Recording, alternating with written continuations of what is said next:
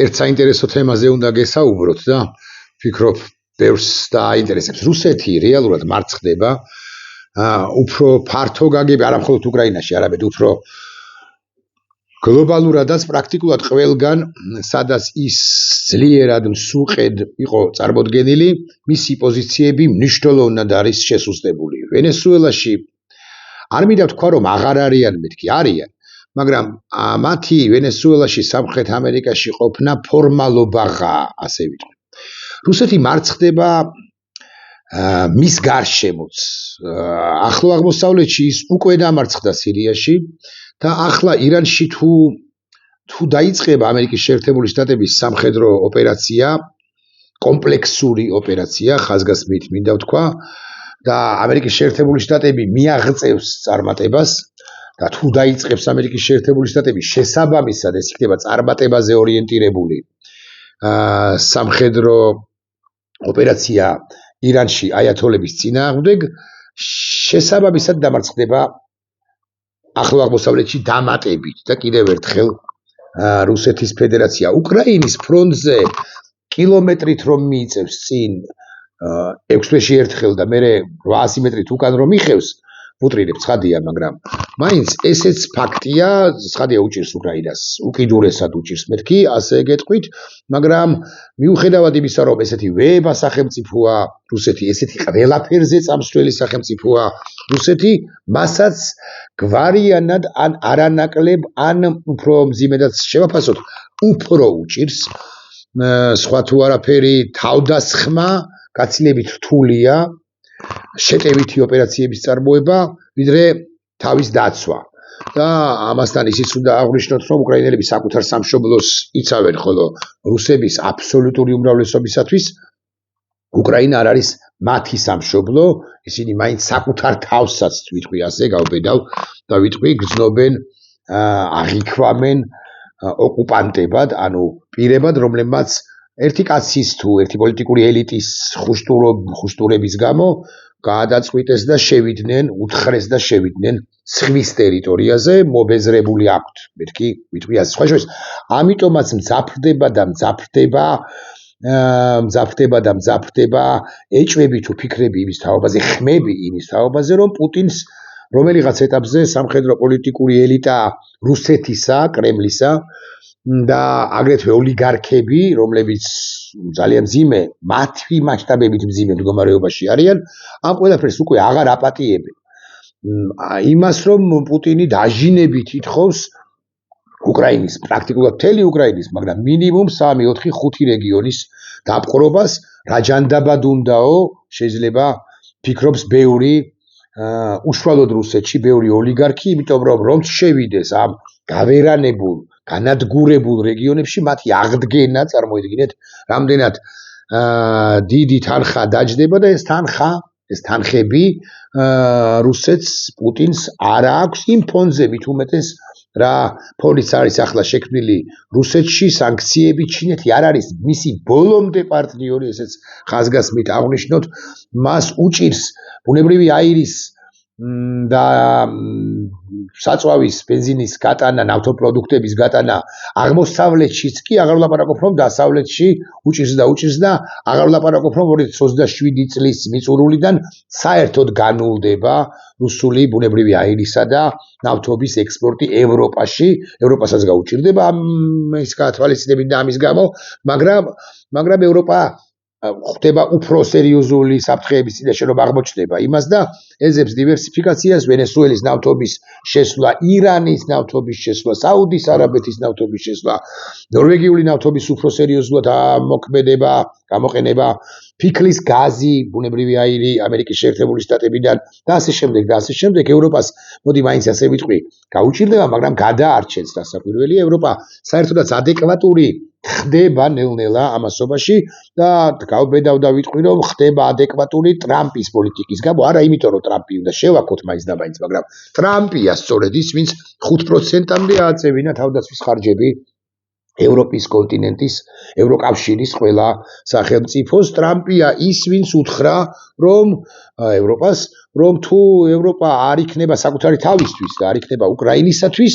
ამერიკის შეერთებული შტატები განა არ მიეხმარება, ნატოსაც გააძლიერებს, მაგრამ ესე არ არის, რომ მარტო მე გეხმარებოდეთო და თქვენ კი საკუთარი უსაფრთხოე თავდაცვისა და უსაფრთხოებისათვის თიცზე არ აკარებდეთ. სხვა შორის ნატოს გენერალურმა მდივანმა მარკ რუტემ აღიარა, ეს ერთ-ერთი პირველია, ვინც ღიად ამბობს ამას. სხვებთან ერთად ცხადია, რომ ამერიკის შეერთებული შტატების 57 პრეზიდენტი პრინციპში მართალია, ევროპამ ყველაფერი უნდა გააკეთოს იმისთვის, რომ განთავისუფლდეს, ასე ვიტყვით თქვენის ნებართვით, მერკელიადისაგან, მერკელის ეპოქისაგან, მერკელის კომპლექსებისაგან, ალბათ სწორი სიტყვა აბართებული შეფასება.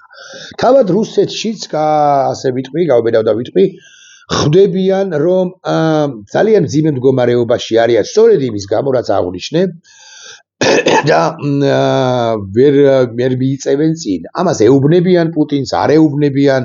მერე უკვე რომელიღაც ეტაპზე პუტინს მოუტრიალდებიან, მთლიანად არსებულ სამხედრო პოლიტიკურ ელიტას მოუტრიალდებიან, თუ არა ეს ცალკე თემაა, შეგვიძლია განსხვავებული პოზიციები გამოვთქვათ ამასთან, ამ საკითხთან დაკავშირებით, მაგრამ ის კი ფაქტია, რომ ბევრი ვინც იცის, ან მეტნაკლებად საქმის კურსია უკრაინაში მიმდინარე ამბებთან დაკავშირებით, ხვდება, რომ მძიმე მდგომარეობაშია უკრაინა და ხელფეხს უაზროდ იქნებენ, მეთქი ამასაც ვიტყვი, უფრო ზუსტი რომ იყო, ჯერჯერობით ხელფეხსაც იქნებენ, მაგრამ ასევე მეტწილად იმუქრებიან პირები, რომლებიც შესაძლოა გადაწყვეტილების მიმღებნის სულაც არ არიან, ერთს ვახსენებ უახლოეს წუთებში, მაგრამ გადაწყვეტილების მიმღებ პირებზე ზეგავლენის მოხდენის, საინფორმაციო ველის მომზადების ალბათ უფრო ზუსტი იქნება, ამის შესაძლებლობა კი აქვთ.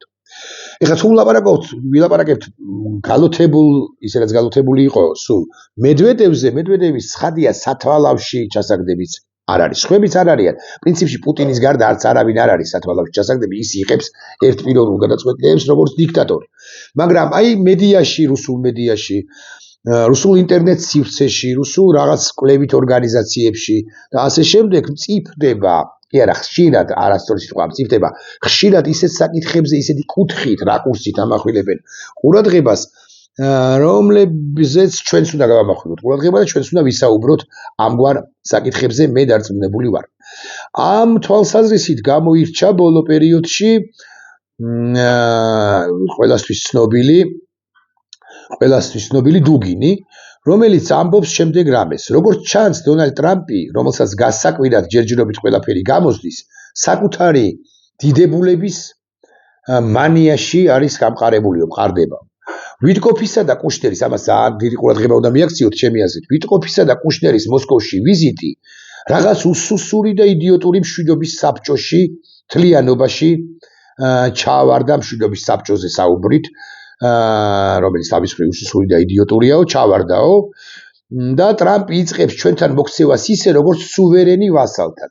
ანუ დუგინი ამ შემთხვევაში, სხვა შემთხვევაში სხვა ხვდებიან ერთ რამეს, რომ ტრამპი აღარ ჰგავს იმ ტრამპს ყოველ შემთხვევაში, რომლის მოლოდინიც მათ ჰქონდათ, რომ უნდოდათ, რომ ისეთი, აი რუსებისკენ ტრამპი ყოფილიყო, ტრამპი ნელ-ნელა მაინც მართლაც ხდება, სასაშათინიშვილს დავცინოთ ცოტა, ხო? Deep State-ი.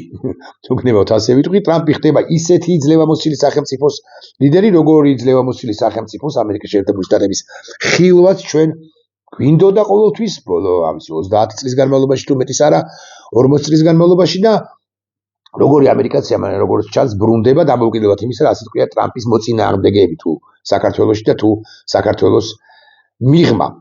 და ეხლა ნახეთ რას ამბობს დუგინი. იგი გთხოვდა დავთანხმებულიყავით სრულიად არაადეკვატურ პირობებზე და პასუხად კი გვემუქრებოდა. ცხადია, იგულისხმება კუშნერი და ვიტკოფი, რომ ისინი თხოვდნენ, ანუ ტრამპის სახელით თხოვდნენ არაადეკვატურ პირობებზე დათანხმებას. ეს არ არის მთავარი მის დუგინის ამ სიტყვაში, თავარზე კიდე გავამახვილებთ ყურადღებას, მაგრამ აქ მე მგონი ყურადღება მისაქცევია სწორედ ის, რომ რუსების გაგებით ტრამპი უკვე ითხოვს რუსების გაგებით არაადეკვატური პირობების დაკმაყოფილებას, რაც ნიშნავს იმას, რომ დონბასს არავინ არ დაგითმობთ და თქვენ საერთოდაც ხართ ოკუპანტები, ეს რომ მოვთარგნოთ და გავამარტივოთ. ეხლა დუგინი ამბიციური კაცია, პუტინის არ იყოს, საერთოდ ყველა რუსი იმპერიალისტი ძალიან ამბიციურები არიან ისინი და უნდათ რომ რუსია იყოს ვეზდე, ანუ რასია იყოს ყველგან. და სადაც კი ფეხის ჩადგმა შეიძლება კავკასიაში, რასაკვირველია უნდა იყოს საქართველოს მიმართ, ასე მაგალითად მას აქვს რაღაც ესეთი მასკულინური თუ გნებავთ ვიტყვი ლტოლვა საქართველოს მიმართ, თუმცა მასკულინია თუ ფემინია რუსეთი საქართველოსთან ეს კიდე ცალკე სალაპარაკო მე მომსმელი მაქვს მაგალითად თეორია იმის დაობაზე რომ ზოგადად ქართველები არიან მასკულინები თუ მაინც და მაინც ამ ჭრილში, ამ პრიზმაში, ამ ჩარჩოში უნდა გადავიტანოთ საუბარი. მაგრამ მარტო საქართველოსაც არ ვსაუბრობთ, ხო? ჩვენ ვსაუბრობთ იმაზე, რომ რუსეთს სურს რომ ბევრგან იყოს, ყველგან იყოს, სადაც შეიძლება. აქვე ამბობს დუგინი, რომ რუსეთი დანია არ არის. ცხადი არ არის. ჩვენ სრულიად ძალგვით მოვაწყოთ ბირთვული აპოკალიფსი ყველასთვის. პუტინსაც აქვს ნათქვამი ეს არა ერთხელ, რომ ჩვენ ვისვით ბირთვულ бомбс და Россия не будет, ხო თუ რუსეთი არ იქნება, მაშინ ნუ იქნება მთელი მსოფლიო. თითქოს ვინმე ემუქრებოდეს რუსეთს განადგურებითა და გაქრობით და რაღაც პირისაგან მიწისა აღგვით, ხო? არავინ ცხადია ამ მუქარასაც კი არ აკადრებს ბირთვულ სახელმწიფო რუსეთს ეს ერთია, მაგრამ საერთოდ არც ერთ სახელმწიფოს დემოკრატიული სივრცეებიდან, ხოლო არადემოკრატიულ სივრცეებს არ ანაკლები ძალა აქვს თუ ვინმეს აქვს არადემოკრატიული სივრცეებიდან ამგვარი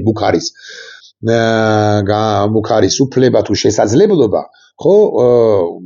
სითამხედე ეყოფა ეს ჩინეთია და ჩინეთს უფრო უნდა უფრთხოდეს რუსეთის ხელმძღვანელობა, მას რომ ჭკუა ჰქონდეს თავში.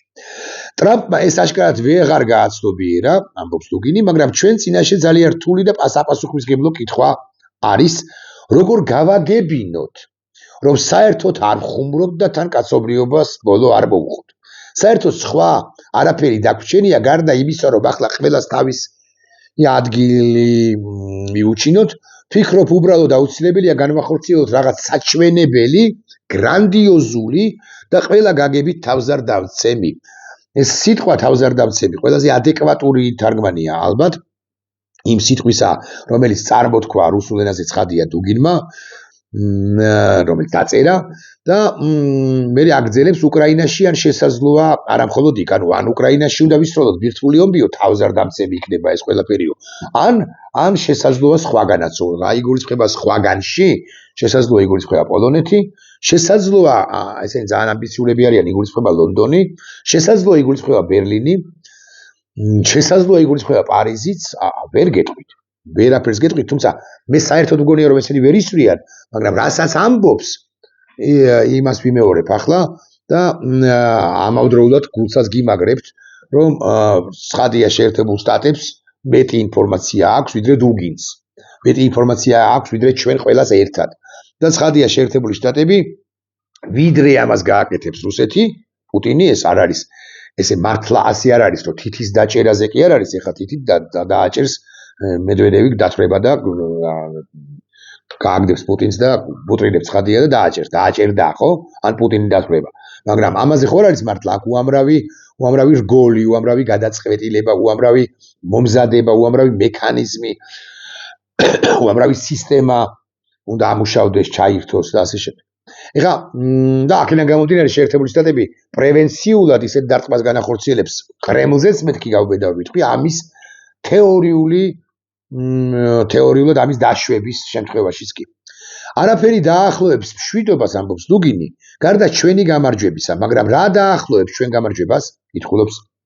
ითხოვობს მრავალმნიშვნელოვნად, დასავლეთის ლიდერებს არასოდეს და არაფერში არ უნდა ენდო.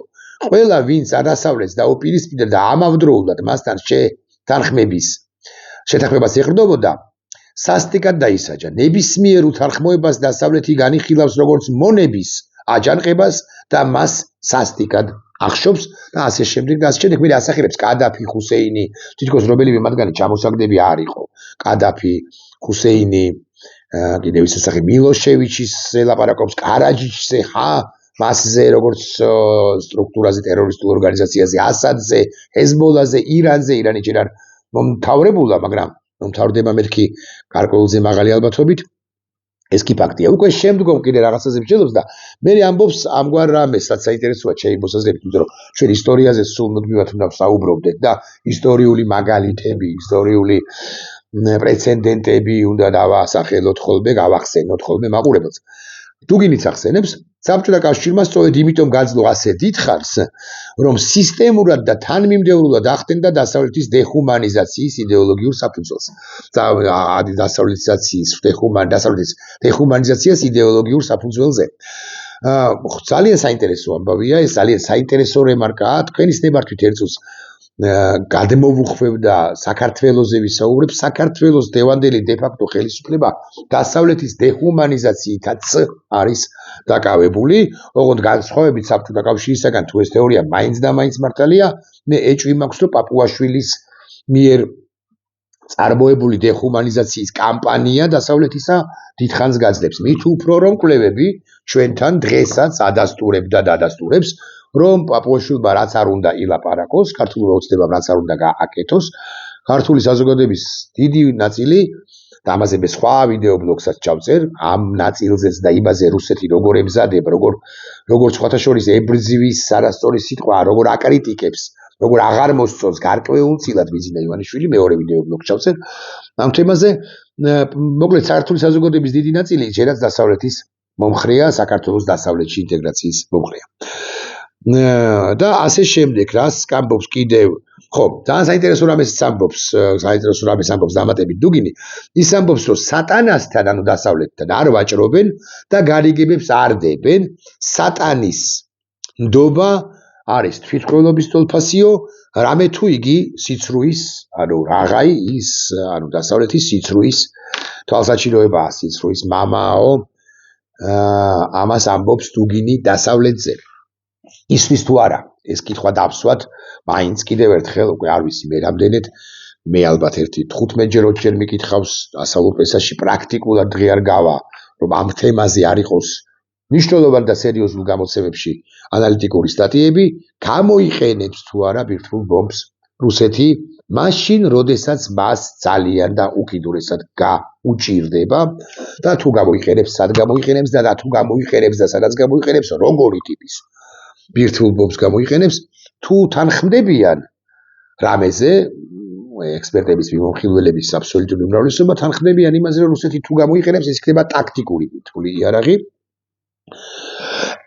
მაგრამ მიმოხილველთა აბსოლუტური უმრავლესობა იმასაც ამბობს, რომ რუსეთს პუტინს ეს ყველაფერი არ დასცალდება, არ მოხდება ეს ყველაფერი, იმიტომ რომ თუ ქვეყნის შიგნით, კრემლში, უშუალოდ მოსკოვში, კრემლში, ფსბ-ში და კრემლში გერეუში, რომლის სამი ლიდერი, სამი ხელმძღვანელი, იცით თქვენ რომ გაურკვეველ ვითარებაში მეთქი ასე ვიტყვი, ამ ომის დაწყების დღიდან არის გარდაცვლილი, დაღუპული. ან სხვადასხვა სტრუქტურებში პუტინს გადაწყვეტილების მთავარ მიმღებს გაანეიტრალებენ ვიდრე ამ გადაწყვეტილებას მიიღებს, ან ვიდრე ამ გადაწყვეტილების ახსრულების თაობაზე ბრძანებას გასცემს. ეს არის ერთი მიმართულება. მეორე მიმართულებაა, რომ დასავლეთის შესაბამისად მომზადებული არის და უკვე არის, გეტყვით ასე, იმისთვის, რომ თუ სადაზვერვო ინფორმაციებს მიიღებს ამგვარი გადაწყვეტილების მიღების თაობაზე რუსეთის პრეზიდენტის მხრიდან ამგვარი გადაწყვეტილების მიღების თაობაზე პრევენციულ და ძალიან მძიმე დარტყმებს მიაყენებს. შეერთებული შტატები პირველ ყოვლისა და მთლიანი დასავლეთი რუსეთს აქ მე ცხადია გულისხმობ უფრო და უფროზე უფრო სამხედრო ობიექტებს არა მოსკოვში, არამედ იქ სწორედაც რომ მეტწილად იქ სწორედაც რომ სადაც საიდანაც შეიძლება გაისროლონ ბირთვული ბომბი. და დასავლეთი ყველაფერს გააკეთებს ეს არ ნიშნავს რომ არ გაუძვრება, შეიძლება გაუძვრეს, მაგრამ ყველაფერს გააკეთებს იმისთვის რომ ეს ყველაფერი აღმოფხრას და საფუძველშივე ჩაკლას. მაგრამ მე ვალდებული ვიყავი ამ ყველაფერზე მესაუბრა იმიტომაც რომ უნდა ვიცოდეთ რა სერიოზული საფრთხეები, სწორი სიტყვა ალბათ, მაგრამ რა სერიოზული გამოწვევების წინაშე დგას მსოფლიო. ადამიანები რომლებიც თხოვენ დასავლეთს, კოლექტიურ დასავლეთს, რომ მაქსიმალურად მალე მოამთავროს, მოაგვაროს რუსეთის პრობლემა, ცხადია სურვილი უნდა დავაფიქსიროთ ხშირად, მაგრამ უნდა რეალობას გავუსწოროთ თვალი, ეს არ არის იოლი. ამის თქმა მინდა, არა თუ ეს არამედ ირანის წინააღმდეგაც კი საჰაერო იერიშის მიტანა არის საკმაოდ რთული, იმიტომ რომ გასანადგურებელია მინიმუმ 50, რეალურად კი 100 შესაძლოა მეტი ის სამხედრო სტრატეგიული ობიექტი აგრეთვე, იმ პირების თავშესაფარები, ბურგერები და ასე შემდეგ, რომლებიც გადაწყვეტილებას იღებენ ირანში, ოღონდ ეს რომც ერთდროულად გასანადგურებელია. ეს რომც გააკეთოს ირანმა, ამერიკის შეერთებულმა შტატებმა ირანის წინააღმდეგ, მერე და მერე უკვე შემდგომი პერიოდი არის უფრო საინტერესო, ან უფრო რთული, როგორ ინარჩუნებს რეჟიმს ხელისუფლებას სიმშვიდეს, ან მეტნაკლებით სიმშვიდეს დასავლეთი ირანში ამ შემთხვევაში, ვის ეყრდნობა, აი, ვენესუელაში კიდე დაეყრდნო. შეიძლება არასწორი იქნა, მე არ ვამბობ, შეიძლება აუცილებელი იყო მალევე ოპოზიციის მოსვლა ხელისუფლების სათავეში, მაგრამ იქ ვიღაცას მაინც დაეყრდნო და მეტნაკლებითი სიმშვიდე, აქ 30-40,000 კაცი მოკლა და უდაოდ ყავს, თავად ყავს მინიმუმ რაღაც რამდენიმე მილიონი, რამდენიმე ათეული მილიონი შესაძლოა მომხრეც კი, რომელიც განადგურების, აიათოლას განადგურების შემდეგ უმისამართოდ იწყებს ვენდეტას, უმისამართოდ იწყებს აგრძელებს სროლას. და ვის ეყრდნობა ფეხლებსო ვინმე თუ მეტყვის, ძალიან რთულია ფეხებზე დაყრდნობა, იმიტომ რომ უთუოდ დასჭირდება ნებისმიერ ხელისუფლებას, მათ შორის ფეხლებსაც კაცრი ხელი, რომელიც ან გაჭრის, ეგრა მაგის პასუხია, ან ეფექტური იქნება, ან არა.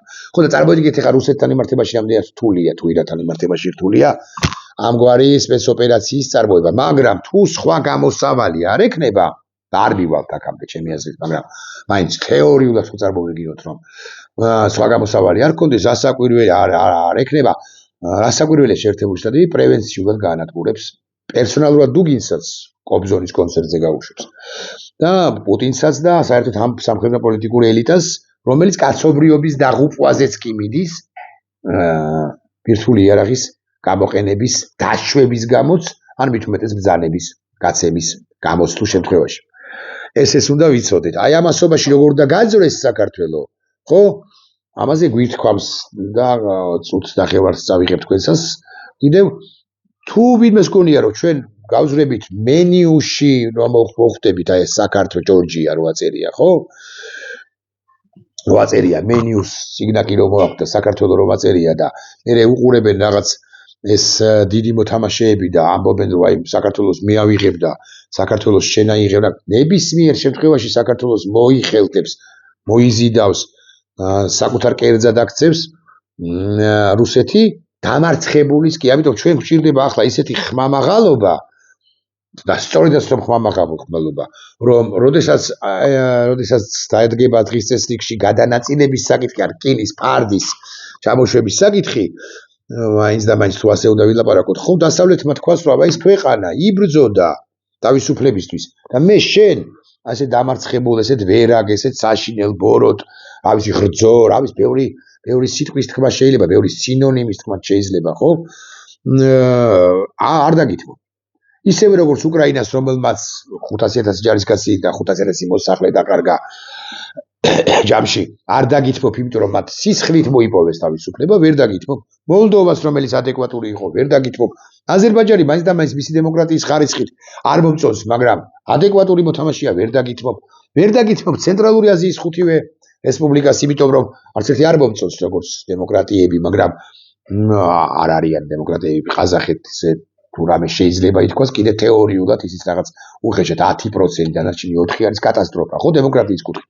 მაგრამ ვერ დაგითმობ, მოლდოვას ვერ დაგითმობ, სომხეთს ვერ დაგითმობ, ადეკვატური მოთამაშეა, მასთან გიუმრის სამხედრო ბაზაა, მაგრამ ფაშინიანი არათუ ოპოზიციას, არამედ აგენტურასაც კი შვიაზინში შესულს ებრძვის და ამარცხებს წარმატებით და დაამარცხებს ასაკვირველია ოპოზიციას, რომელსაც უნდა რომ რევალშისტული და პრორუსული იყოს სომხეთი. ამებს ვერ დაგითმობთ. ეს ვერც ჩვენ ვერ დაგვრთმობს, მაგრამ ჩვენთან დაკავშირებით შეიძლება დასავლეთმა მიიღოს ფრიად სამწუხარო გადაწყვეტილება და თქვას რომ ოკეი, ეს იყოს დაცლისფერი ზონა, არც ჩემი, ან იყოს შენი ზონა, ანუ წითელი ზონა კომუნისტებისა, ნეოკომუნისტებისა, თუნდაც პოსტპუტინისტური პერიოდი.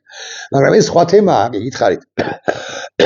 ეხლა სხვა თემაზე მომიხდა წუთ ნახევარიც გამოვყავი ამ სხვა თემაზე გადასვლით და მეტიც. მე ძირითადი თემა მაინც არის ის დუგინი და რუსეთის მუქარები. და რუსეთის მუქარები არ არის რეალისტური, რაც არ უნდა ილაპარაკონ მოსკოვში, მაგრამ სიფრთხილეს როგორც ასეთი თავი არც ტკივა დასავლეთი ამას ალბათ ადეკვატური რაც შეხვდება და ის ტრამპი, რომელსაც ხშირად აკრიტიკებენ უფრო ლიბერალები, უფრო მემარცხენეები, გუშინ თუ გუშინ მოვისმინე საოცარი დისკუსია, რომ ტრამპს არ ჰქონდა ვენესუელაში მადუროს დატყვევების უფლება, ეს რას ნიშნავს, რა უბედურებაა, ერთ-ერთი ქართველი პოლიტიკური პარტიის სხვათა შორის გამამტკიცე, წარმომადგენელი უმტკიცებდა ოპონენტს, ხო, სრული სიგიჟეა. ამერიკის შეერთებულ შტატებს სადამდეც შეუძლია ძალის ჩვენება და ძალის დემონსტრირების ეპოქაში ვცხოვრობთ ახლა ჩვენ, იქ უნდა მოახდინოს ძალის დემონსტრირება, როგორც ძალამ, რომელიც ემსახურება დემოკრატიას, ასე ვიტყვი. და მეტ სიმშვიდეს და მეტ თავისუფლებას, რაც ძალიან მნიშვნელოვანია, ვიდრე ემსახურება ნებისმიერი სხვა მთელი მსოფლიოს მასშტაბით ევროპის ჩათვლის მეთქი გავბედავ და ვიტყვი ასე და აღარ ლაპარაკობ რუსეთზე, რომელიც ძალას იყენებს იმიტომ, რომ ბოროტება დაამტკიცოს და განამტკიცოს. რუსეთსაც აქვს ისეთი უფლება უკრაინაში შესვლის, როგორც ვენესუელაში შესვლის უფლება ჰქონდა შეერთებულ შტატებსო, ვინც ამას ამტკიცებს. არ მინდა ხა შეურაცხყოფელი სიტყვები ვთქვა, მაგრამ და არ ვაკადრებს საკუთარ თავს, მაგრამ და არც თქვენ, მაგრამ ვიტყვი ასე, რომ ეს არის რა ვიცი, უვიცობა. და მადლობა გადავიხადეთ, რომ კიდე უფრო მძიმე სიტყვა არ წარმოვთქვი. ახლა უვიცობა ეს ყველაფერი რასაკვირველია და რეალურად რუსულ გემში ირიბად თუნდაც ვერაცნობიერებ დუგინის გემში ყოფნა მეთქი გავბედავ და ვიტყვი ასე. კარგით, როგორც არის. ნახვამდის.